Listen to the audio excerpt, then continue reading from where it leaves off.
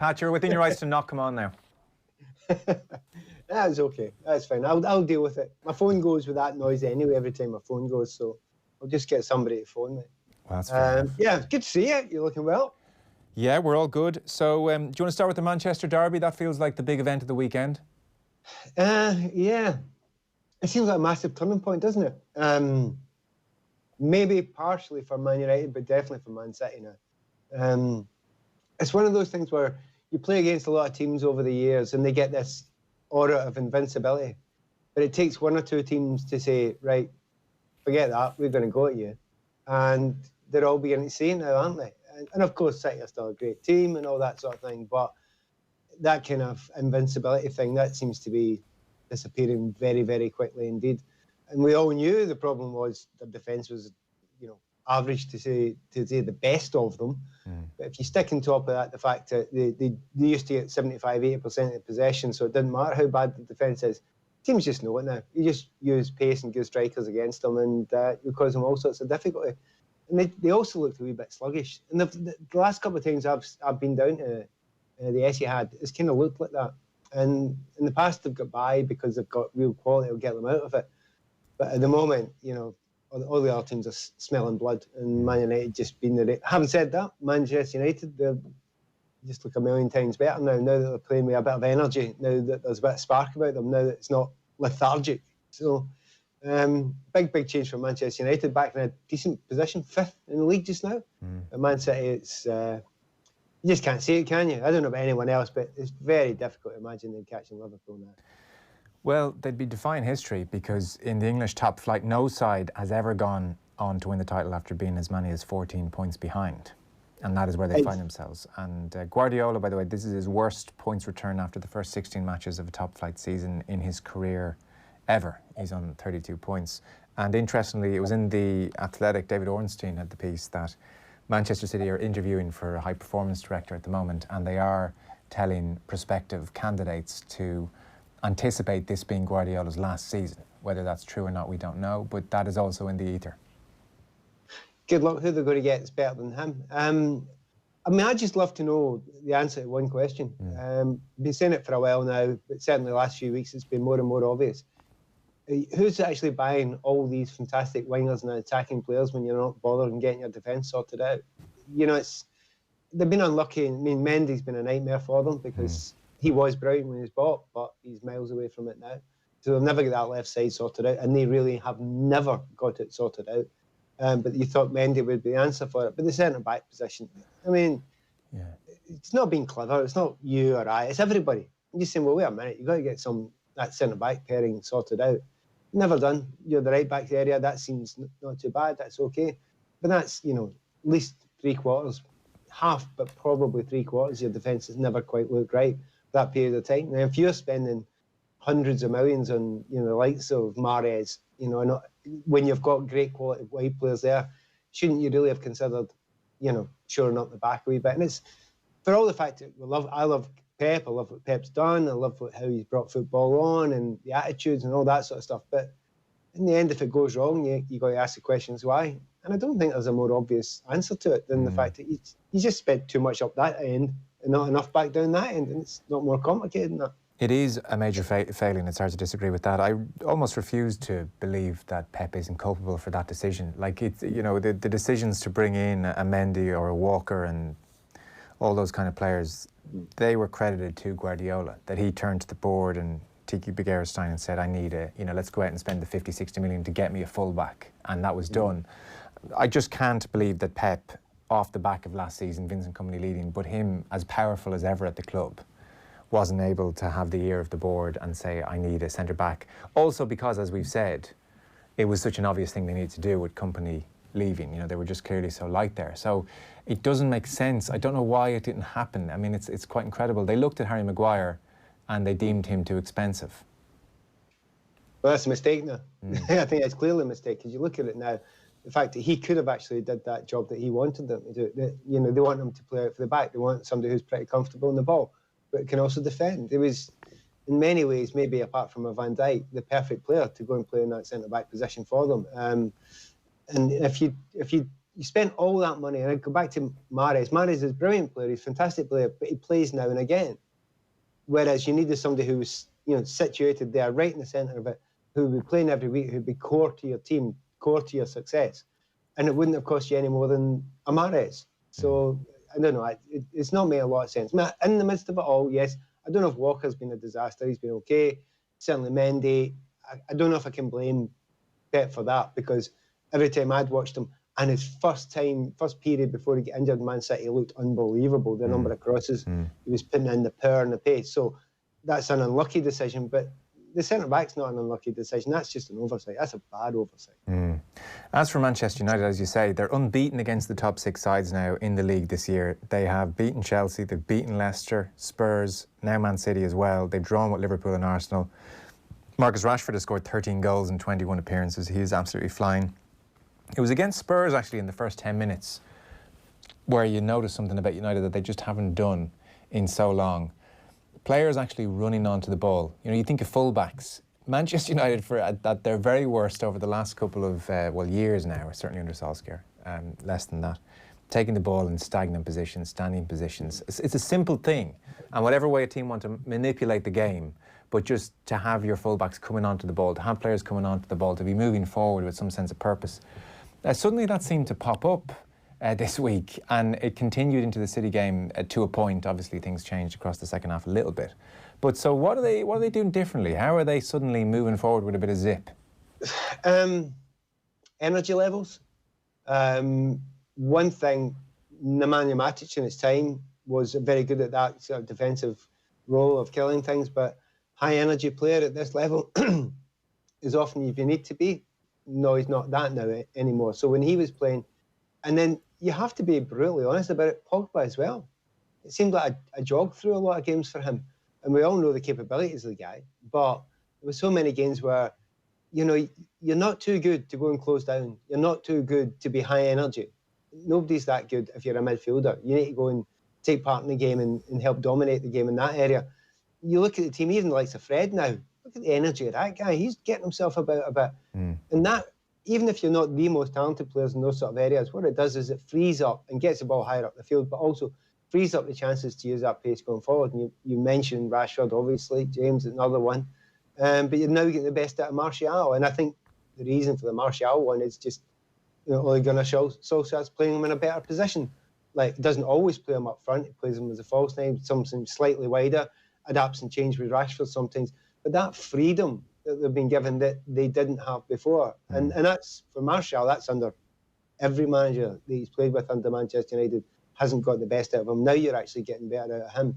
But you're looking at Rashford, and if you do stick him up centre forward on his own and leave nobody near him and not get midfielders who've got the wherewithal and the will to do that energetic, quick busting forward, then it's going to be hard for the guy. And I've seen it all the way through the season.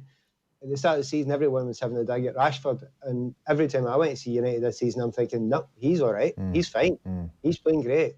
It's just that nobody around him is giving him what he needs. Now he's got other people from midfield and, exactly as you say, from the wide areas as well, defensively, and the wing-backs getting forward.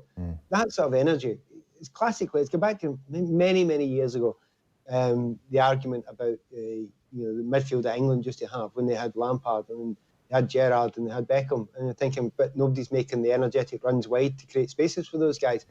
So you always look at where the initial problem looks like it is, it's Rashford, he's not getting goals. You should be looking somewhere else and think, right, okay, why is it? Give us a good reason why, and look at what everyone else is doing. And they weren't supporting them quick enough. One of the nice things that's changed as well, when Mata has been able to play in the last few weeks, it's not just been down to him, just give the ball to him and he has to create it, and he was getting closed out of games.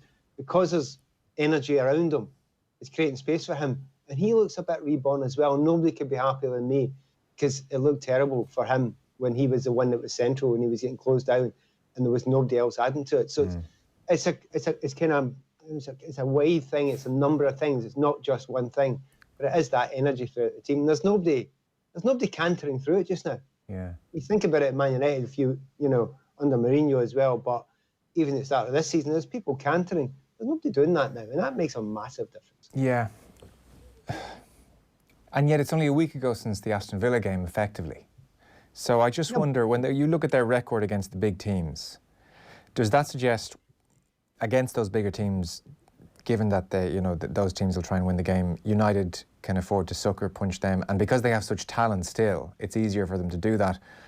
Like, is it an attitude problem against the lesser lights, or is it just that they don't actually have the talent to unlock a team that will sit back that bit more? Because you fully suspect Manchester United will go out and mess up now against the next mid-ranking team they'll play. They could do, but I think there's a number of things at play there. I think you make a brilliant point about the fact that they are a team that is suited to playing speedily on the break. Yeah, that absolutely suits the group that they've got just now, playing with those sort of energies. That's absolutely fine. You're correct in that. Do they have the intricacy and the sophistication to play through teams that are packed in behind? You know, the way Manchester City famously do. They're not as good as Man City or not as good as Liverpool at that. No, they aren't as good because they haven't got as good players at that sort of thing as those teams have got. All those things are absolutely true. But it's all the things put together. It's a number of things put together. I would put one other possibility into the mix. Yeah. It's supposed to be, it's much harder to play against the top teams, the big teams, etc. See, when you're under pressure, and they were all under a lot of psychological pressure because they are Man United, the expectation is always to beat everyone out with the top 3 or 4. But you go to the top 3 or 4, as it has been for the last while, there was no expectation whatsoever on them. So it was as if they played with a bit more freedom then. It was as if they thought, well, what's it to lose? Nobody expects much. We can go out and show a little bit more. So all those things maybe work together in those games, but that's not enough. You're absolutely right. They need to be able to do it, every single game, well, not every game because it's difficult. They're still building, but, those teams treat them exactly the same way and treat the game as the exact same way. And be believing in yourself for every single one of those games. It doesn't matter how tough it is to break through. You watch City, Liverpool more than anyone else. They can be average sometimes this season. They have been average quite a few times. They've looked tired. But they keep on believing in themselves to do it and, bring it off. And they bring it off time and time again. United have to do that. I mean, United are the initial ones that many people of a certain age remember they were the best, Fergie time. So they need to be able to get that back again. I suppose, who would you want more than anyone else to know how to score late goals? Yes, it's Ole Gunnar Solskjaer. So maybe it'll be that he has to bring that as well. But I think it looks better now. It looks a million times better now. And I can't see them come back into the torpor that they had at the beginning of the season when they looked garbage. Yes, garbage to say the least. One last very quick one in that whole picture is Anthony Martial. So I don't know if you were probably watching the game, or maybe you were at it, I'm not sure, but if you're watching at home, you might have seen Gary Neville and Roy Keane get into what I felt was a very genuine debate about Martial. And Neville was almost saying, I'm just confused about this guy. Like, I'm not like, is he world class, or is he someone who's going to pretend to be something? You think he's fantastic, great composure, cool, strong, can hold up the ball. And then obviously there's the other side, and he said, because the idea of selling him and then him coming back to bite you with his talent, you can't risk that. That's happened with too many clubs and too many players. So he was like saying, we have to keep him now. But he was saying, I'm not sure how long they should keep him for. And Keane was saying, like, he's played about 170 times. Like, we've seen what he is. He's never going to be consistent, was the implication, I thought, from Keane's point. And Neville was saying, yeah, I agree with you, but I just think there's just such a talent there. He confuses me. And I'd say he confuses a lot of people more than most players. Yeah, I mean, it's because he's a kind of a modern type player. All the times I watched him before he came to Manchester United, he never ever played in the wing. He was always 9 or one of the most intelligent false nines there is. He knew that position so incredibly well. And his intelligence within the team he was playing for them was fine. It was great and it worked. And the players around him knew that and understood that. If you look at United, it's not always been that. And sometimes, the fluidity that they have got when they play well, when the two lightning bolts either side of him and he playing a little bit deeper, I mean, that's a dream for him because he'll get spaces and he's a brilliant player when he's got a little bit of space and the skills he's got. It's hard because he is one of those players. He's not like a big bruising, battering centre forward who's going to go and get in the end of like 25 goals a season with his head. He's not that type, but they didn't buy that type. He's not that type of player. But I still think you can get the best out of him. I have to say, with limited or less confusion with Neville, I would be keeping him if I was Manchester United because he's a top quality player. And if you're going to get better than him in there, you're going to be looking far and wide. Grim weekend off the pitch. I'm sure you saw the pictures of the fan in his gilet, so you could see his hands down by his sides in that monkey position very, very clearly. He claims he was trying to put his hands into his pockets. And there was a 13-year-old Burnley supporter who allegedly made a racist gesture towards Heung-min Son on Saturday, and there were homophobic chants as well. So we were wondering there in the news round, is this all getting a lot more common, or is the game just clamping down on it more? It's a bit of both, really. More common than when? More common than maybe 10 years ago. The last decade? Yeah, I would say it is getting a little bit more common, a wee bit more out there. Variety of reasons for it, I'm guessing. I'm no social scientist, but I mean, partially, it's certainly what's going on in the UK at the moment, the Brexit stuff, the kind of all the talk about, people coming into our country, kind of rubbish. So I call it rubbish. Other people have different viewpoints, but the other thing on top of that is it is the dawn of a social media society that we're in, and it's not just social media. Many people think they can say what they like online, and they forget the fact that there are rules and structures within our society that as soon as you put your head above and you're not hiding behind a fake name online, we're ready for you. Parts of the society are ready for you. Certainly the football clubs are ready for you. The police will be ready for you. The media will be ready for you. And I'm absolutely delighted by that. There's also another little thing. Again, it's a more societal thing. The big thing goes on in the UK about there's no time for experts. This thing of what the people say is the most important thing. And that's absolutely, the people should say what they should say. But when you say it, you have to stand by exactly the same sort of rules that everybody else who is either an expert or, newscaster, broadcaster, pundit, you name it. You're in that realm now, and you play by the same rules as them. And if you fall for all of those rules, don't come crying, and don't pretend you're not really pretending to be a monkey. You can see what you're doing. You're being an idiot. And also the nonsense. What shocked me about that, apart from that stuff that was going on there, two little things on that, the freeze frame stills that you see, and also the pictures themselves. All those things being thrown at Manchester City. Never seen that animated week on week on week. They're just not like that. It's the weirdest thing that little group doing down there, because that's the group that's right beside the away supporters. So the nutters will go towards that sort of side. The other really sad thing in the midst of it is, you see Raheem Sterling walking in the background. I know. Thinking, and it was a horrible moment to see Raheem walking through that, thinking he's got that in a variety of places. So it's there. We keep on clamping down. We keep on, and I have to always say in these situations, well done the media. Absolutely brilliant. The fact that they made such a thing of it. They've scrutinised it so strongly. Every single TV programme, radio programme, newspaper, everybody's been right on top of it. And happily, Man City, I'm sure they would have done before, but the fact that other clubs, that they see it happening now, they don't mess about. They don't push about anything. No, right in there, and they say the things that should be said. It was good, and the manager spoke about it. Guardiola, I wouldn't say well, but you give him the benefit of the doubt, given language and the pain of the defeat. Solskjaer spoke about it well. It's such a complicated picture in so many ways. I saw Andy Mitten, editor of United We Stand. He tweeted a picture before the game of these metal barriers to separate the fans going into the game. And a few replies to him on Twitter were making the point that this is new.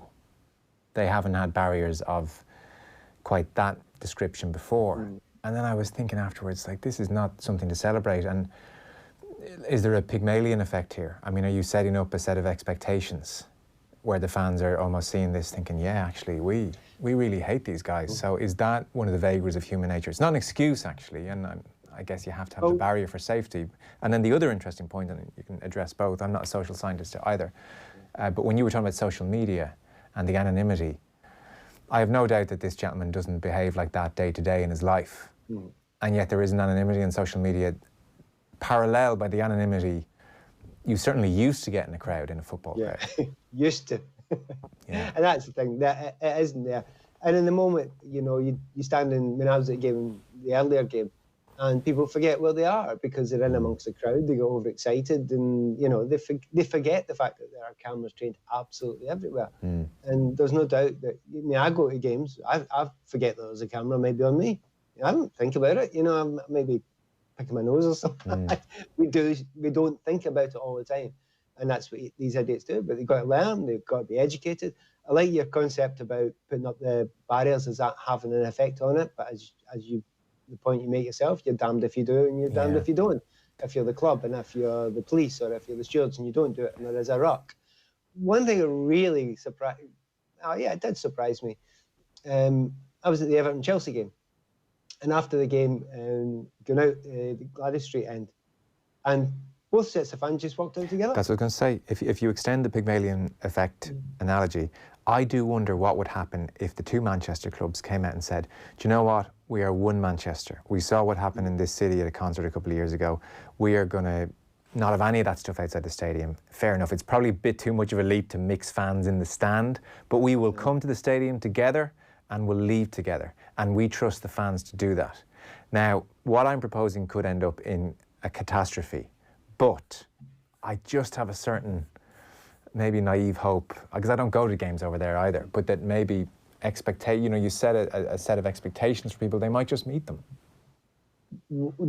How it happens, because I used to have to do this years ago, it's not always the club that makes the decision. It's a police decision. Of course, yeah. So it's category 1, 2 and 3s you've got. So if it's whatever category it is, they decide we don't take chances here, we do take chances here. And that's why I mentioned the Chelsea-Everton one, because I was thinking, I kind of expected there to be a little bit more segregation as we walked out. I was quite, not that I was in a great deal of danger, they were both very nice to me. Yeah. But as I was walking out, I was thinking, there is absolutely no feeling here. And of course, they all happened to be wearing the same kind of blue colour scarf and they were all mixing fine. There wasn't, and I didn't even see any policemen there. There was the odd steward just walking about chatting to their mates.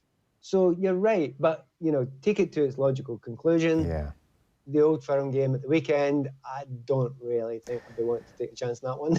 No, I'm talking baby steps. I'm trying to get this culture in bit by bit. No, you're right. You don't. It's one of those ones where I think the police, and in particular talking about the week or two that we've had, looking back to Hillsborough, the police just aren't for taking any chances. If they think there's a danger, they won't take a chance. I can understand that. I have given you, this is a criminal offence. I have left you no more than 40 seconds to talk about Big Dunk. Right. Oh, it was brilliant. Do you know every single media man, newspaper man that I've ever known, and I'm looking around me if you can see the book, has wanted to do an interview with Duncan Ferguson for 25 years. Yeah. Nobody has got one. Absolutely nobody has got one. And I'm just thinking, he's made the manager. That's that's great. It's worth it just to hear what he's going to say. The big man's going to go out and speak. And the thing is, he was completely shell-shocked when he came out, and you didn't really get a grasp of it. And you waited all these years and we never get any particular questions on the Big Dunk. And honestly, for no other reason, I hope Everton do well. I want the best for him. The big man, I want to hear it. Please keep him on for a while. I want some press conferences because they will be genius. He's not as mad as he was. He is Captain Sensible now. I know what he was like when he was playing. I know what he was like as a guy. And he'll let it go one time and it'll be a joy to behold. Okay, we'll start with him next week, because I read here he keeps racing pigeons for a start, so he's already... There's a million things. Honestly, there's a book about him that was written just about a year ago. I helped with it. A guy called Alan Patillo wrote it, and I gave him a whole bunch of stories for it. And I said, who else did you go to for stories? And he got millions of stories about Duncan, but the ones he could use, that was the difficulty without being sued. The stories are phenomenal, they're legendary, and they're all true. Okay, good. Well, I will absolutely start with that next week. That is a promise. Pat, thanks a mil. Cheers. Pleasure. See you soon. Off the Ball on News Talk. Tech Talk. With Jess Kelly. This week we'll hear why you should consider refurbished rather than new when it comes to your tech this Christmas. Plus, could ride-sharing services hold the answer to our climate versus car conundrum? Tech Talk. With Jess Kelly. Thanks to mintplus.ie. On News Talk. Listen and subscribe to the podcast now at newstalk.com and on the News Talk app. At Renault, we're on a mission to drive down carbon emissions. So we created Renault Carbon Rewards, rewarding you for choosing a cleaner car with savings of